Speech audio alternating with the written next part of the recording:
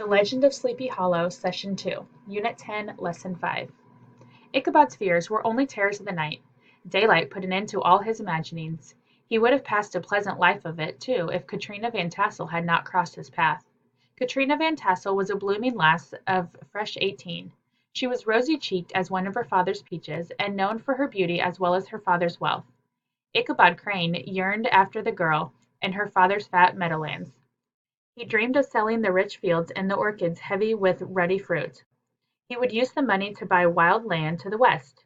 He imagined Katrina and a whole family of children sitting on the top of a wagon loaded with furniture.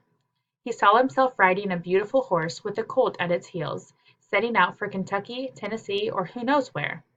Ichabod longed to win the heart of old Van Tassel's daughter, but Katrina had a number of admirers already. They kept a watchful and angry eye upon each other. They were always ready to fly out against the new suitor. Among these, the most formidable was a burly, roaring man named Abraham van Brunt, or, as the Dutch called him, Brom. He was the hero of the country round, and for his herculean strength he had been nicknamed Brom Bones. Brom was famed for his great skill on horseback. He was first at all the races, and always ready for either a fight or fun. He had more mischief than ill will in his character. With all his roughness, there was a strong dash of good humor at bottom. The neighbors looked upon him with a mixture of awe, admiration, and good will. When any madcap prank occurred, they shook their heads and thought that Brom Bones must be at the bottom of it.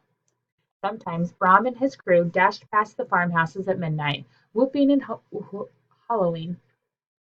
When the hurry-scurry had clattered by, the Hollow folk exclaimed, "Ay, there goes Brom Bones and his gang."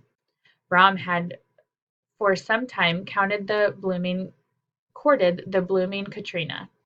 He was Ichabod's chief rival. A braver man than Ichabod would have shrunk from the competition. A wiser man would have given up entirely.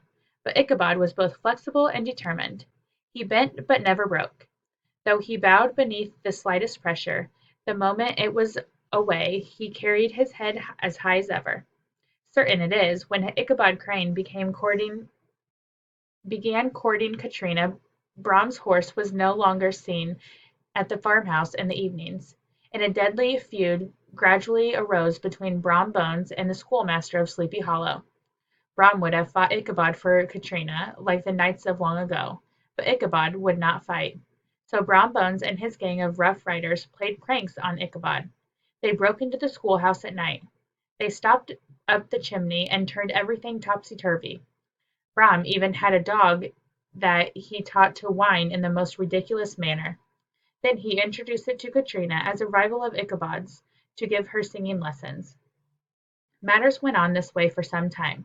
Then, one fine autumn afternoon, while Ichabod sat enthroned on a lofty stool at the head of his students, a servant of the Van Tassels appeared at the door.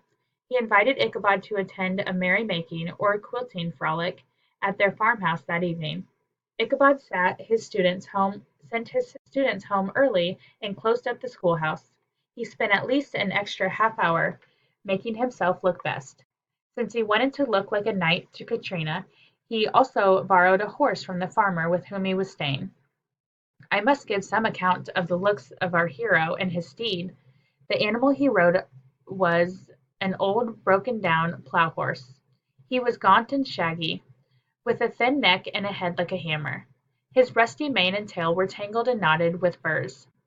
His one good eye had the gleam of a genuine devil in it. Still, he must have had fire and metal in his day, if we may judge by his name, Gunpowder. Ichabod was a suitable figure for such a steed. He rode with short stirrups, which brought his knees nearly up to the top of the saddle. His sharp elbows stuck out like grasshopper legs. He carried his whip in his hand like a sceptre. As his horse jogged on, the motion of the arms was like the flapping of a pair of wings.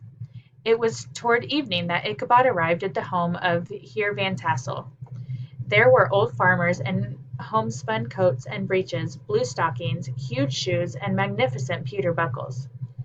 There were there brisk little dames in close-crimped caps and short gowns with calico pockets on the outside.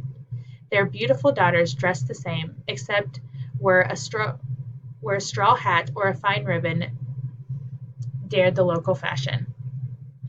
Brom Bones, however, was the hero of the scene. He had come to the gathering of his favorite steed, Daredevil. Daredevil was a creature like himself, full of mettle and mischief. No one but Brom could manage him. But Ichabod only had eyes for this supper table. There was the doughty doughnut and the crisp and crumbling cruller. There were the sweet cakes and short cakes, ginger cakes and honey cakes. There were the apple pies and peach pies and pumpkin pies, slices of ham and smoked beef, and the dishes of preserved plums, peaches, pears, and quince. Not to mention the boiled fish and the roasted chickens, bowls of milk and cream, all mingled higgledy-piggledy with the motherly teapot sending up clouds of vapor from the mist. Happily Ichabod Crane was not in so great a hurry as I am. He lingered over every tasty dish. Then the fiddler began to play and stamp his feet. Couples whirled into dance. Ichabod prided himself on his dancing as much as upon his singing.